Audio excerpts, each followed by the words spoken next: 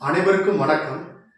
ஜனநாயகம் திரைப்படம் அந்த குறிப்பிட்ட நேரத்தில் வெளிவராமல் தணிக்கை குழுவால் அங்கீகாரம் கிடைக்காமல் தவித்துக் கொண்டிருக்கிறது. இந்த விமர்சனத்திற்கு நாம் போகும் முன் விஜய் படத்தை இதுவரை நான் புது படங்கள் வந்த முதல் நாளிலேயோ அல்லது ஒரு 10வது நாளிலோ இதுவரைக்கும் பார்த்தது கிடையாது. நான் ஒரு விஜயினுடைய ரசிகர் கிடையாது. அதை மீறி விஜய் அரசியலுக்கு வந்த பிறகு திராவிடமும் தமிழ் தேசியமும் என்னுடைய 2 கண்கள் என்று கூறிய பிறகு அவர் மீது இருந்த கொஞ்ச நெஞ்ச நம்பிக்கையும் நமக்கு போய்விட்டது. அவர் மீது பல கருத்து முரண்பாடுகள் நமக்கு இருக்கின்றது.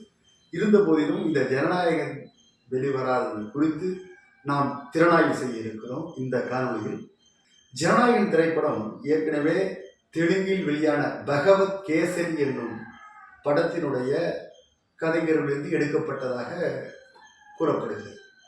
விஜயனுடைய அரசியல் வருகைக்கு பிறகு அவர் நடிக்க இருக்கும் கடைசி திரைப்படம் என்று அவர் அறிவித்து விட்டார். மலேசியாவில் அதற்கான விழாவை கொண்டாடி அதில் பல நாடகங்களை அவர் நிகழ்த்தி இருக்கிறார். இந்த படம் வெளிவரக்கூடாது, அரசியல் அழுத்தங்கள் கொடுக்கப்பட வேண்டும் என்று ஆட்சியாளர்கள் கருதி கொடுத்த படத்தை வரவிடாமல் என்னென்னலாம் செய்யலாமோ அதுக்கு அவர்களுக்குள்ள அதிகாரமான அந்த தணிக்கை குழுவை பயன்படுத்தி இருக்கிறார். நமக்கு விஜய் மீது கருத்து முரண்பாடு இருக்கலாம், ஆனால் அவருடைய படைப்பு வெளிவருவதில் இவ்வளவு சிக்கல் இருக்கிறதிலிருந்து நாம் பாடம் புரிந்து கொள்ள வேண்டும். என்ன பாடம்? ஒரு மிகப்பெரிய முதலீட்டில் எடுக்கக்கூடிய அந்த படம், இவ்வளவு பெரிய நிறுவனத்திற்கே ஆட்சியாளர்கள் அழுத்தம் தரார்கள் என்றால் நம்முடைய படமான நம்முடைய தயாரிப்பான இப்போ அண்மையில் வெளிவந்த கிட்டுவினுடைய தயாரிப்பில் அந்த இயக்கத்தில் வெளிவந்த சல்லியர்கள் படத்தை பற்றி நாம் நம்முடைய வலைவழியில் திறனாய்வு செய்வோம். அந்த மாரி படங்களுக்கு நாளை என்ன நடக்கும்? இப்போ இதுவே அவருடைய பேச்சுக்கு கட்டுப்படல. அவர் அரசியல் அழுத்தம் கொடுத்து என்னென்ன ஆட்டி வைக்க முடியுமோ அதற்காக அந்த படத்தினுடைய வெளியீட்டை பயன்படுத்தி கொள்ளும் ஆட்சியாளர்கள் தணிக்கை குழுவை தன்னுடைய ஒரு நிர்வாகமாக ஆட்சியாளர்கள் பயன்படுத்துவது தெல்ல தெளிவாக தெரிகிறது. இந்திய ஒன்றிய அரசு அதை பயன்படுத்துகிறது என்பது நல்லா தெல்ல தெளிவாக தெரிகிறது. நாளை ஒரு சிறிய படைப்பு கூட அந்த இந்திய அரசுக்கு அதாவது எதிராக உண்மையை வெளியிட்டோ ஒரு படம் எடுக்கப்பட்டால் இல்லை, அதை பற்றி சிந்தனை கூட யாருக்கும் வராத அளவிற்கு இன்றைக்கு நடந்து கொண்டிருக்கிறது. அதை நாம் உன்னிப்பாக கவனிக்க வேண்டும். நமக்கு விஜய் பிடிக்காமல் இருக்கலாம், ஜனநாயகம் தோற்றுவிட்டால் நமக்கு மகிழ்ச்சி கூட அடையலாம், மக்களுக்கு வெளியிட்ட பிறகு அது வேறு செய்தி. ஆனால் இப்படி ஒன்றிய ஆட்சியாளர்கள் நடத்துவது நமக்கு விஜய் எதிரி என்பதாலே நமக்கு மகிழ்ச்சியாக நினைத்து விடக்கூடாது. அதில் பல்வேறு அரசியல் இருக்கிறது. எடுத்துக்காட்டுக்கு தற்போது உள்ள ஆட்சியாளர்கள், இதுக்கு முன்பு இருந்த ஆட்சியாளர்கள் இருவருமே ஊழல்வாதி. அதுக்கு யாரும் மாற்று கருத்து இருக்க முடியாது.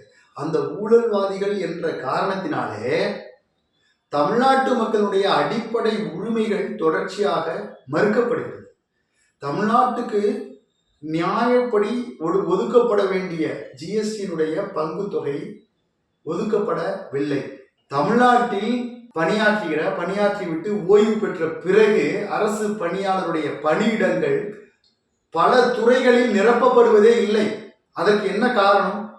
மத்திய அரசினுடைய ஒன்றிய அரசினுடைய நிதி ஒதுக்கீடு ஒவ்வொரு ஆண்டும் குறைந்து கொண்டே வருகிறது.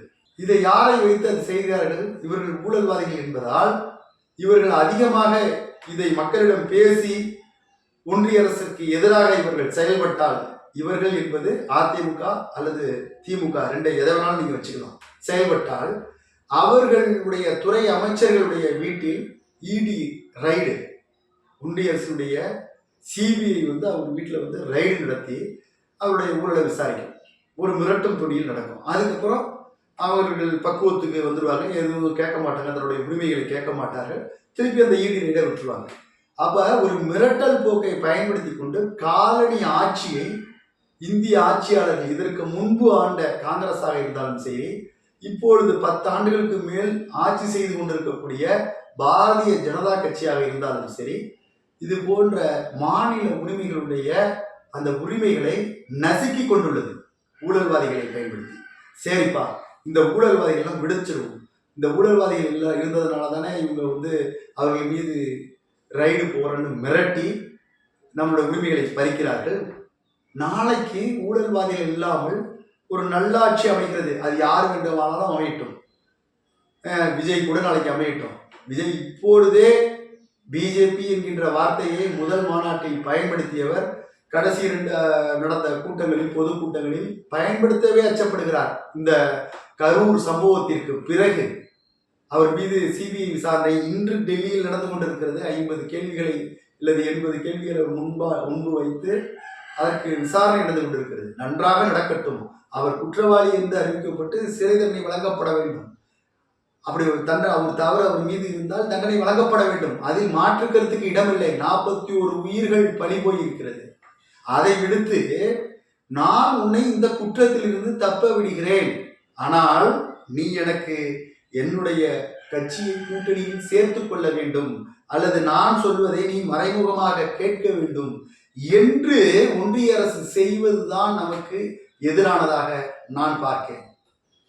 நாளைக்கு யார் ஆட்சிக்கு வந்தாலும், தமிழ் தேசிய எழுச்சியின் காரணமாக நாம் தமிழர் ஆட்சி அமைந்தாலும் கூட அவர்களை எந்தெந்த சம்பவங்களில் அவரை மாற்ற விடலாம், எந்தெந்த சம்பவங்களை உருவாக்கி அவரை சிக்கலை ஏற்படுத்தலாம் என்று இந்திய ஆட்சியாளர்கள் காத்து கொண்டிருப்பார்கள். இப்படி இருந்தால் மக்கள் நலன் ஆட்சி எப்போது நடத்த முடியும்? இது ஒரு முடிவுக்கு வர வேண்டும். ஒன்றிய அரசு தான் எல்லாற்றிலும் சிறந்தது என்று நினைத்து கொண்டு தமிழக வெற்றி கழகத்தினுடைய தலைவர் விஜய் அவர்கள் கரூர் சம்பவத்திற்கு சிபிஐ விசாரணை எனக்கு வேண்டும் வேண்டும் என்று துடித்தார். இன்றைக்கு அவர்கள் கையில் போய் சிக்கி கொண்டு மாட்டி தவித்துக் கொண்டிருக்கிறார். மாட்டி தவிக்கவில்லை, செய்தது தவறென்றால் தண்டிக்கப்பட வேண்டும். ஆனால் அதை விடுத்து இதில் நான் உன்னை விடுவிக்கிறேன், ஆனால் நான் சொல்வதை நீ கேட்க வேண்டும் என்ற நிர்பந்தம் வைக்கப்படுவது மக்கள் நலனுக்கு எதிராகவே முடியும். அவர் அங்கே காம்ப்ரமைஸ் ஆகிடுவார். விஜய், நீங்கள் சொல்வதை நான் கேட்கிறேன் என்று மக்கள் செல்வாக்கு பெற்ற பிறகு அவருடைய கைப்பாவையாக மாறிவிடுவார். யாருடைய உரிமை பறிக்கப்படும்? ஏற்கனவே தமிழ்நாட்டின் உரிமை பறிக்கப்பட்டு கொண்டிருக்கிறது. தொடர்ச்சியாக இவ்வாறு யார் புதிதாக வருகிறாளோ அவர்களையும் சிக்க வைக்கின்ற ஏற்பாடுகளை ஒன்றிய அரசை தீவிரப்படுத்தி இருப்பது என்பது ஜனநாயகத்தையே கேள்விக்குறியாக்கும் செயல். ஏனென்றால் ஒன்றிய அரசினுடைய தேர்வுத்துறை எடுத்துக்கொள்ளும் ஒரு எடுத்துக்காட்டிற்கு நேஷனல் டெஸ்டிங் ஏஜென்சி என்று ஒன்று இருக்கிறது. இது பல்வேறு மத்திய அரசு ஒன்றிய அரசுடைய தேர்வை நடத்துகின்ற ஒரு முகாமையாக செயல்பட்டு கொண்டிருக்கிறது. அந்த தேர்வு எல்லாம் நியாயமாகவும் மற்றவர்களுக்கு எப்படியோ அப்படித்தான் என்று சமமாக கருதியால் நடத்தப்படுகிறது. அதனுடைய தில்லுமுல்கள் எல்லாம் அன்றாடம் ஒவ்வொரு ஆண்டுக்கும் வெளிவந்து கொண்டிருக்கிறது. இங்கு நம்முடைய பிள்ளைகள் நீட் தேர்வு எழுத சென்றால் பொத்தான் அணியக்கூடாது, காதில் தோடு அணியக்கூடாது, தலைமுடியை விரித்து கொண்டுதான் செல்ல வேண்டும், சட்டையில் பொத்தான் இருக்கக்கூடாதுன்னு பெண் பிள்ளைகளுக்கு அறிவுறுத்துறீங்க. காலி பாட்டிலில் தண்ணி குடிக்க எடுத்துட்டு போனால் அந்த பாட்டில் டிரான்ஸ்பரண்டா இருக்கணும்னு விதிவிலக்கை ஏற்படுத்துகிறீர்கள். தாலி அணிந்து செல்லக்கூடாது. ஒருவேளை திருமணம் ஆகியிருந்தால் எழுதுகின்ற அந்த மாணவர்கள் தாலி அணிந்து கொண்டு இந்த தேர்வை எழுதக்கூடாது. தாலியை கலட்டி வைத்து வந்த பிறகுதான் எழுத வேண்டும் என்ற விதிகளை வைத்துக் கொண்டு அங்கே என்ன நடந்தது? 4ஆம் ஆண்டு படிக்கும் ஒரு மருத்துவ மாணவன் டெல்லியில தான் ஆள்மாறாட்டம் செய்துதான் இந்த இடத்திற்கு வந்தேன் என்று மது போதையில் உளறியது இணையத்தில் பரவியது. அதற்கு பிறகு விசாரணை நடத்துகிறார்கள். மிக சாதாரணமாக ஆள்மாறாட்டம் நீட் தேர்வில் வடக்கே நடக்கிறது. கேள்வித்தாள்கள் முன்பே வெளியிடப்படுகிறது. 500 கோடி ரூபாய் 600 கோடி ரூபாய் பணத்தை வாங்கி கொண்டு தில்லுமுள்ளி செய்கிறார்கள். ஆனால் இங்கு மட்டும் இவ்வளவு கெடுபிடி மாணவர்களுக்கு உளவியல் ரீதியாக. அதனால் பல மரணங்கள் இந்த மண்ணில் நிகழ்ந்தது. மாணவ செல்வங்கள் இறந்து போயின. ஆண்டுதோறும் இறந்து கொண்டிருக்கின்றன. இதற்கு முன்பும் இறந்து போய்விட்டன நம்முடைய தமிழ் குழந்தைகள். இதை பற்றியெல்லாம் ஒன்றிய அரசுக்கு தெரியாதா? ஒன்றிய அரசு தெரிந்தேதான் செய்கிறது. யார் வர வேண்டும், யார் வரக்கூடாது என்பதை நான் முடிவு செய்கிறேன் என்று தன் ஆணவத்தில் செயல்பட்டு கொண்டிருக்கிறது இந்திய ஒன்றிய அரசு.